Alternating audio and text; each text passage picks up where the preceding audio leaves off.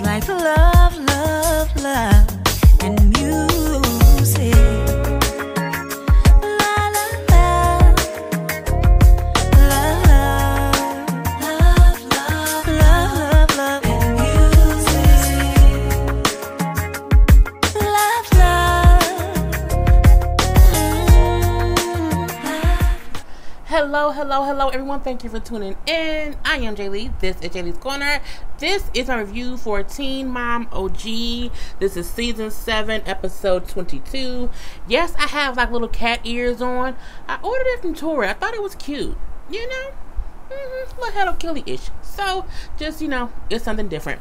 Anyway, if you have not done so already, please take a moment to subscribe to my channel and become a whole Jaybird. Jaybird. Hey, Jaybirds. We are so close to hitting 10,000 Jaybirds. Okay, we are so close. I think when I looked last time, I was at like 99, like 9,900, maybe 18 when I looked. And it's 3 o'clock in the morning, so who knows what I remember from earlier. But, you know what I'm saying, be a whole Jaybird, come watch other videos, comment in the comment section, share the videos, like the videos, and then also do not forget to hit that notification button to let you know when I have new videos up. Tonight's, this morning's lipstick is, Fenty Beauty. The color is the black matte color. It is called Uninvited, and I do love it, love it, love it. And that's about it. Okay, if you have, I already said it already, so let's just get started on this review. So of course, I do them in all kind of orders of what. Oh, I will be live on my YouTube this Friday. And then after that, I'm going to take like a week off from a Friday. You know what? I may not be live this Friday. Yeah, I may not be live this Friday. I may take this Friday off and come back next, because I've been doing it, for all these weeks back to back to back. I'm not sure. I'll let y'all know. Okay. Anyway, so first up, Macy. I tell y'all all the time, Macy is always the easiest. Macy is the Chelsea of Teen Mom OG, and Chelsea is the Chelsea of Teen Mom 2 or whatever. So it is what it is. So we do see Macy and them at like a family baseball game or whatever, and they're trying to spend time with Bentley because Macy's birthday is coming up, but Bentley's going to be with Jen and Larry around Macy's birthday. So that's their way of kind of celebrating what's going on with her birthday. We do see her outside sitting with Bentley, helping him do some homework, when she sees the story of Brian being arrested again for violating his probation. So, she talks to Taylor, and this is how she's just concerned about things, and just having to consistently have this conversation with Bentley because they want to be honest with him. So whenever something happens with Ryan, they talk to him and let him know what happened. Just so that he does not feel, I guess, in the dark, or like he doesn't feel like, people are lying to him or something's going on and he's just not being involved. Because Bentley's 9, so he's not 5, you know what I'm saying? 9 years old, kids are inquisitive, they think about things, they know about things, and if you lie to them too much, they be like, well, you're a whole ass liar. So it's kind of cool how they are honest with him about things as far as when it comes to his daddy, because it is his father, you know what I'm saying? So she's like, her thing is she's just concerned that she's having to consistently have these conversations with, I'm always moving stuff around on my table, she's consistently having conversations with Bentley based on what Ryan has going on, just so that Bentley is always aware of what's going on with his daddy. So on my phone, we do see after that Jen and Larry have Bentley, and they're talking to one of the producers, and they bring up how, they're asked like, well, how did everything go or whatever, and they say, well, yeah, when he got it, when he was arrested again, I was like, we know, here it goes again, they say that he was arrested for violating probation because he did not finish like court order community service, and that's what he violated. I can't remember what everything was said, but I'm like, okay, if they say so, they feel like for them, they like Ryan needs to do what he's supposed to do. Ryan's a grown ass adult, and so they can't keep like acting as if things aren't happening because some of the things he's doing. Brings up how they also have to think about Mackenzie, his wife, which y'all know I don't like Mackenzie, I don't care, but they say how they also have to worry about her because his actions affect her and her pregnancy and all that good stuff. So they bring up as far as with Bentley, how they say Bentley asked Larry, like, what's going on? And he said, I had to tell him, like, your dad did, get arrested or whatever. But, I think he said he did tell him what it was for. Or he told him out, your dad is still sober and clean and it has nothing to do with that. But they were as truthful with Bentley as they could as far as what they knew. And then, he said he wanted Bentley to be sure that Bentley knew that his father was clean. And I'm like, but is he, Larry? Is he really? It's a weird thing. I always feel like Jen and Larry are, my hair is always falling. It's always covering up for Ryan in some way, shape, or form. And, as a parent, that's what you do. You do want to protect your child, but you cannot want to protect your child so much to where they get all fucked up in the game. And I feel like they have protected Ryan so much and kept so many of his secrets that's why he's so messed up now. But whatever. We do see Macy, about to have like a little birthday party, whatever, at her house, and she's talking to one of her friends, and she brings up how, she struggles with knowing she has a son with a person who's, a drug addict. So for her, it's just hard, co-parenting with Ryan. And it's always been hard. I told y'all before, Macy does not have a storyline. Macy's storyline is Ryan. And it's weird because even though Ryan isn't on the show, they're still talking about Ryan on the show. So I feel like Ryan would have every right to be pissed off because like, y'all talking about me, but y'all are not letting me be there. Now look, do I think Ryan's clean and sober? No, I do not. Do I think he wants to be clean and sober? Yeah, but I don't know why they took him off the show, but they're still allowing conversations about what's going on with him, be on the show. So for me, that part is weird. You know what I'm saying? She brings up how she just does not know, how her and Taylor don't know if he's clean and sober. They just don't know, and it's weird how everyone around him act as if they have no idea what's going on. And I said that's pretty true because you would think even as his wife and his parents, y'all would have some idea over what's going on when y'all know he has some kind of issue. Like you would think they would be involved in some sort of way, but they not. And I feel like it's the way that they're protecting him, but also y'all are hindering his ass from getting better.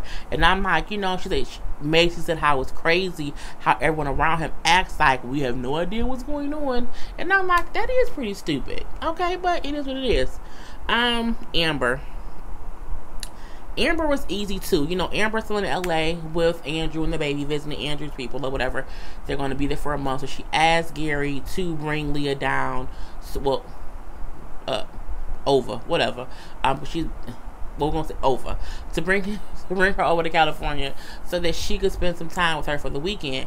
And Gary came. So Gary, Leah, Christina, the kids all came up or whatever to spend time up there. So they're all like chilling, having fun in the pool, like family pool day or whatever. Christina brought up, but yeah, I was thinking about, maybe we can have a girls that like me, you, Leah, and also her daughter, and we can all go get mani-pedis. Like we can all just kind of hang out together. And they all were, oh yeah, that'd be really great, that'd be really cool. And then she said, and also we will, if y'all want to get like a day's rest, me and Gary will watch the baby for you guys, so y'all can have like one night off. And so she was asked, yeah, oh, that's gonna be so great. We can get some rest. I'll love it, love it, love it. So they do that. So they bring the baby over, they're babysitting. And then the following day, Amber saying how, I think it's so great that Christina offered to babysit. I think it's so great that she wanted to have this whole girls' day. We can do Manny and Patty's, but I really just want to spend some time with Leah. So I'm going to ask her to babysit some more and take Leah parasailing because Leah hasn't been parasailing before. And I felt two kind of ways about that because when Gary got the text saying it, you could see that Christina was upset. And not like angry upset, but like hurt upset. Like, it's like, do you not want to hang out with us? It was a weird little thing or whatever. And then Christina's like, well, Leah, well, do you want to go get mani-pedis? And she was like, well, when? And she's like, well, we were going to go today. And Gary said, but you can't go today. Meaning Amber wants to do this with Leah, and we're going to let her go do this with Leah. So that's just what it is. And he didn't say it in a mean way. He said it in a way of, I think he got that Christina was hurt And he's like, I know you want to do that, but you can't do that today, hon. And, again, you could see the hurt in Christina's face, and you really, really could. And I feel like on one hand, again, Amber has every right to want to spend time with her daughter. She asked him to come down there for that exact reason. But at the same time, I feel like she should have said beforehand, hey, I want to spend some time with just Leah. When Christina mentioned it, like, don't let them babysit all night and then the next morning say, well, hey, I want to do something completely different. Because they maybe did not want to babysit your kid while you was going out and doing other stuff. That's just my personal opinion. I'm just saying. So the sad part was when she came and got Leah and they were leaving. Gary's daughter was crying because she wanted to, because again, they were all going to get mani-pedis, and so she was crying because she wanted to go with Leah and she couldn't. And I'm like, oh, that was so sad. And you could kind of see Gary's frustration, like, oh my God, this whole thing kind of became a whole thing, but what can I say? So, they went parasailing, whatever. Leah said she had a great time or whatever. Again, Amber come back, I know you want to do mani-pedis and it would have been great, you know what I'm saying, but I just wanted to, she's never been parasailing, so I want to take her parasailing.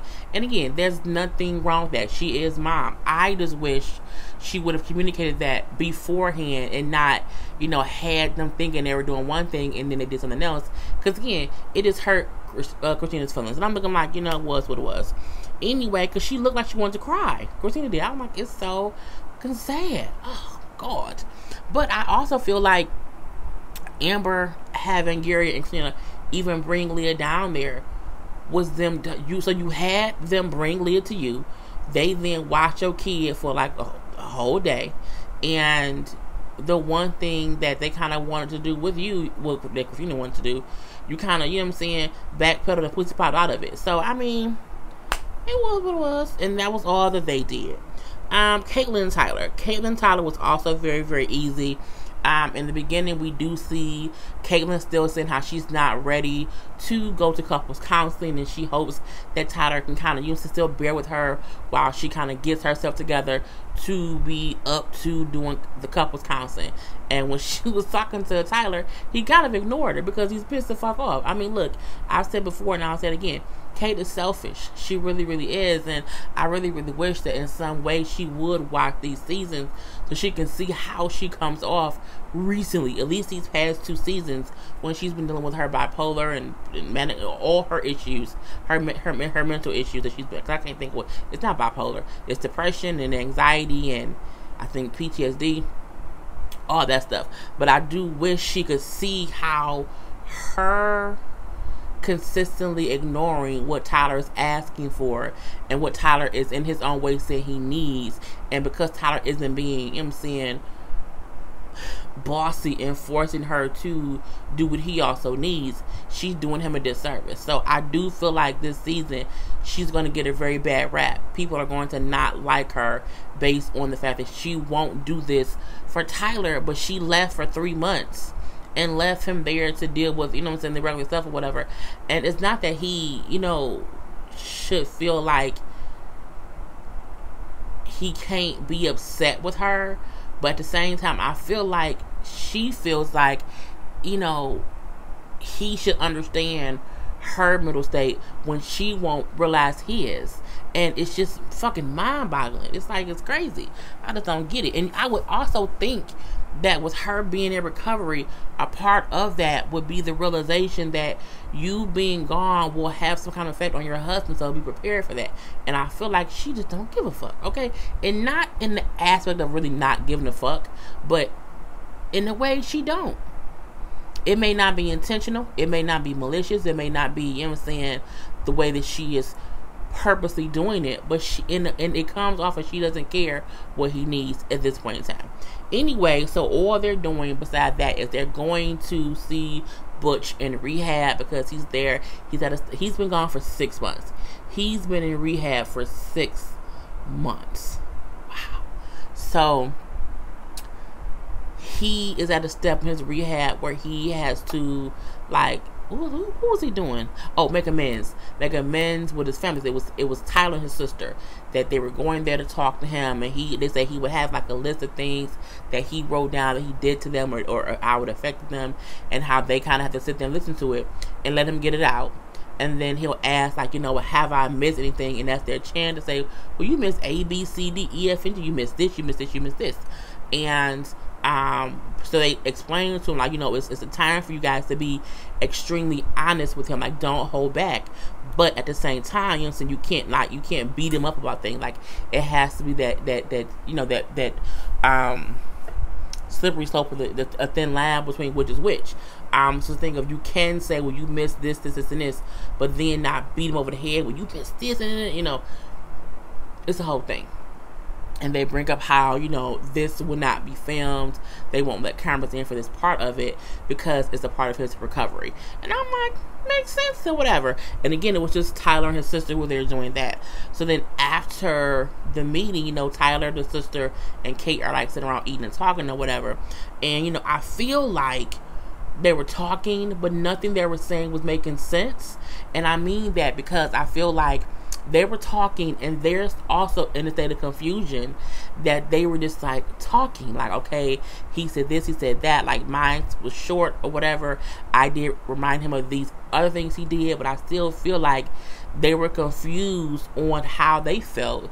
They were confused about what just happened, and they were still processing it. So I feel like they were just having like weird conversations with words, but did it mean anything? You know what I'm saying? You know, they brought up how, well, Tyler brought up how for him, you know, if Butch was to relapse again, he said, I think I would have to wipe my hands of it because it's already been too much. And, you know, but I do wish that Kate would have stopped trying to tell Tyler how he felt. It's a thing that happened where they're like, you know, how do you feel? And he'll say, well, I think you feel it. And I'm like, well, damn it, Kate, like, let him say how he feels. Like, don't tell him how he feels. Like, stop shutting him down, because the more that you talk over him and make it seem as if, oh, I understand what my husband's going through, you're preventing him from feeling his emotion, because his emotion was stopped the minute you started talking. So sometimes, Kate, I love you, girl, but shut the fuck up, okay? Point blank to the period. So when Tyler did bring up how, you know, he said he does not even know where he is in regards to forgiving his father. Like, he like, I don't know where I'm at in forgiving him. Like, I don't know. And then, you know, the sister then said, like, I don't even know if you know how to forgive. And I said, well, damn, that's deep. And he said, well, you know, that may be true. So that was the whole thing. So we do let us see, you know, them talking to Butch again on camera this time. And, you know, he brings up how, because one memory that Tyler said that Butch did not bring up was the fact that at one point in time, Tyler tried to kill himself. He tried to commit suicide. And so when they were talking again with Butch on camera, we see how Butch said, you know, hearing Tyler say that affected him, because he said he could not believe. He said it made me feel really shitty, because I feel like I was so fucked up in the head that I buried that whole memory. Like, how would you not remember that your own son, your own flesh and blood, you know what I'm saying, tried to kill themselves? He said, I felt bad that I buried that so deep that I didn't remember. You know, because if I'm making amends for things, and if that was something that I caused, I don't see how I had that buried so deep that I literally forgot that it happened. So for him, he just felt bad about that, and brought up how they brought up with him how they see change in him, and how they just need him to be, you know what I'm saying, you know, honest, you know, to just be around or whatever, and to just be there more for them. Just as a father. And the funny part about it is, as Tyler is sitting there, he's like looking off into the distance, and I feel like he's sitting there thinking, like, why the fuck am I here? I feel like Tyler is so wound up. Like, Tyler is the kind of person to where I feel like if he don't talk to somebody soon, he gonna snap. Like, he's going to literally snap, and it's gonna be because he's had so much packed down on him and so much put on his shoulders and so much he had to suck up and not deal with, that he's going to explode. So I felt like him sitting there like looking off, and I'm like, I felt like he was thinking like, what the fuck am I even doing here? Like, why am I here? Like, we're always with him at rehab. Like, it's just crazy. And that was their whole thing. Bristol.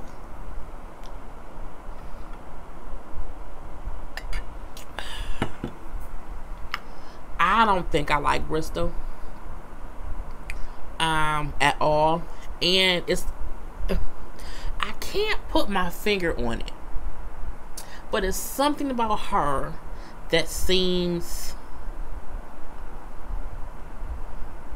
underhanded and sneaky. Something about her seems calculating. Like she's just in the back of her head, she's tick, tick, tick, tick, tick, tick, tick, tick, and she's thinking 5 moves ahead.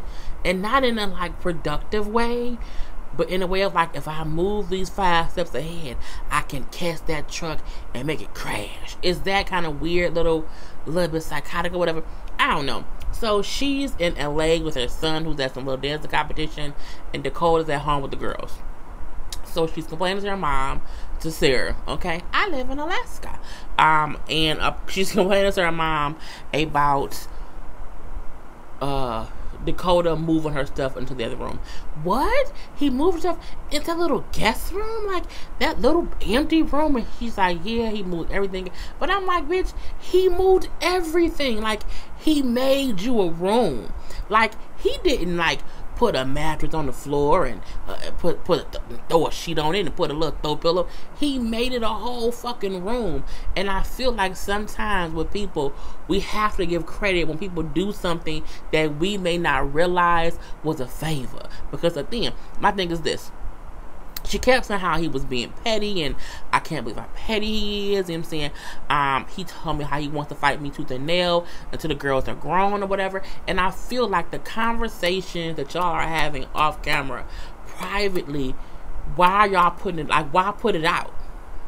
You know what I'm saying? Like, if he said that, like, I feel like in one way or another, she's like, this is on camera. I need to paint him as a villain because I'm really the villain. So let me paint him as a villain so he looks worse than me.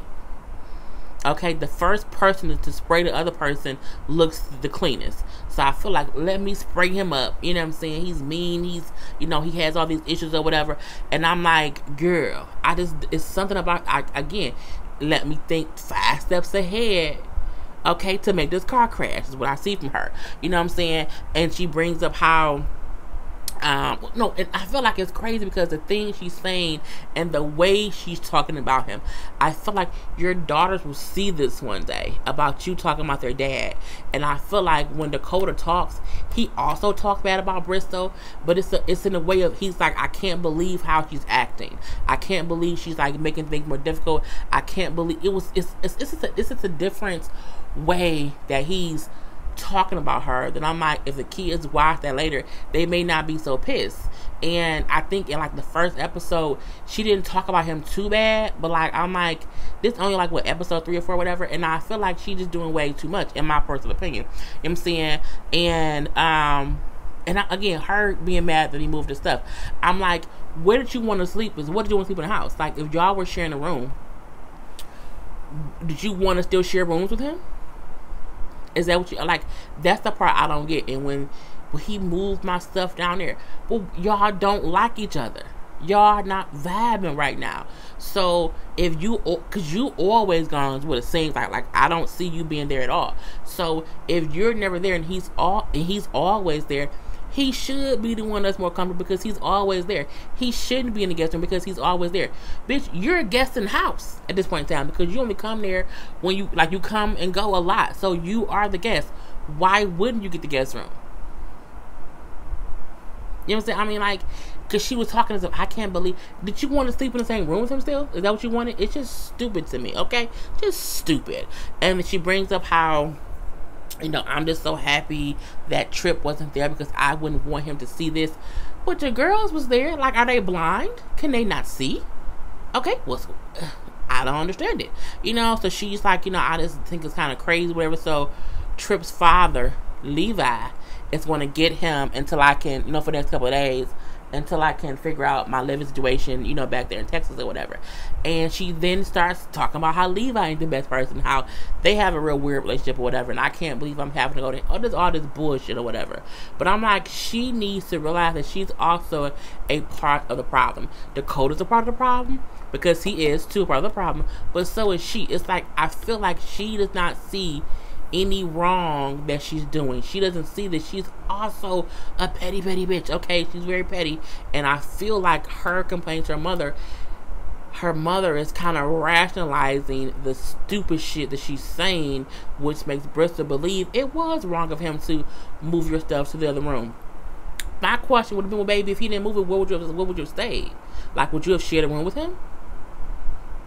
like I would have asked that question. I would have, because you should make it to where you want your child to be comfortable in the situation. So if y'all have to be in the house together, well, honey, maybe it was a good thing that he moved your stuff out the room, because that way y'all don't have to be around each other. Is it nice? Is the sheets clean? Is the bed put up right? It looks like a real room. Well, okay, just stay there for like a little week. You not gonna be there long, honey. Leave it alone. But to make her feel like a piece, like, oh, he's a piece of shit because he moved it, you're not making anything more better, Sarah. Okay, thank God you didn't become vice president. Okay, you fucking up all around here. But that pissed me off. Whatever. So we then see her with her sister getting like mani patties or whatever, and she brings up how, you know, I guess things are weird with her and Levi, but he's gonna get tripped. And she brings up how, well, she was talking, and then she said, well, you know, I don't want the people in the salon knowing my business. Then why are you filming a scene in the salon? And not only that, you are on a reality show. Everyone will see this. Like, this would not be a secret. You're not having a private conversation with no cameras around. The cameras are running. So even if they don't hear you right now, they're going to see the shit when the show airs. And again, if you do not want people who are strangers in your business, one, don't do a reality show. And two, make sure to not shoot scenes in public. Girl. Anyway, she brings up how Levi was not in Tripp's life in the beginning. You know, they were so young, out of high school. She brings up how the first time that, you know, Tripp even spent the night at Levi's house, he was 4.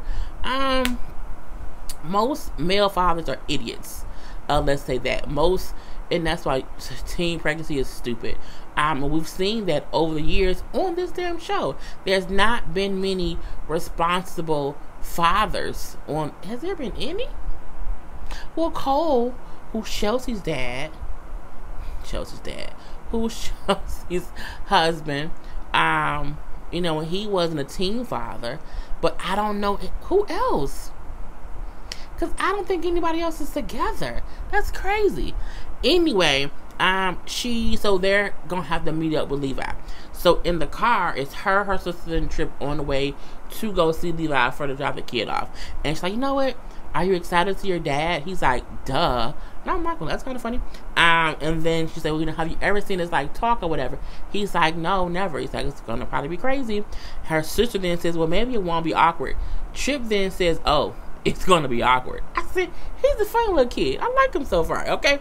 And then Bridget said, you know, no, I won't make it awkward. He was like, whatever, yes, you will. To me, that means he know his mama is awkward, and he know his mom can make things be difficult, because he said it like, you will make things awkward, like, because that's what you do. I believe it 110%. We do see Levi, and I'm like, oh, I remember him. He does come with his wife and his 2 daughters to get tripped. It was awkward. Okay, like an awkward silence, like I don't know what to say or how to, it was awkward, but you know, it was quick, so it wasn't that much. We do see her like FaceTime Dakota, asking him like, you know, a couple things that he asked, like, well, what's the schedule, whatever, because he's like, I'm trying to figure out when you're gonna be here. Oh, I'll be there in like 2 days. I'm gonna be there for like 8 days or whatever. And then he said, okay, well, I'll be there too.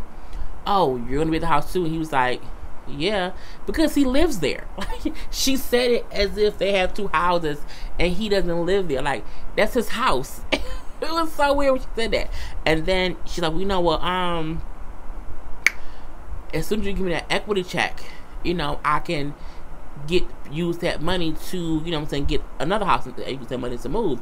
She said, I talked to my lawyer who was gonna talk to your lawyer to get it. He said, oh, I didn't know, but you can say, okay, no problem, I'll get it to you. I didn't know that. She then brings up like, well, okay, whatever.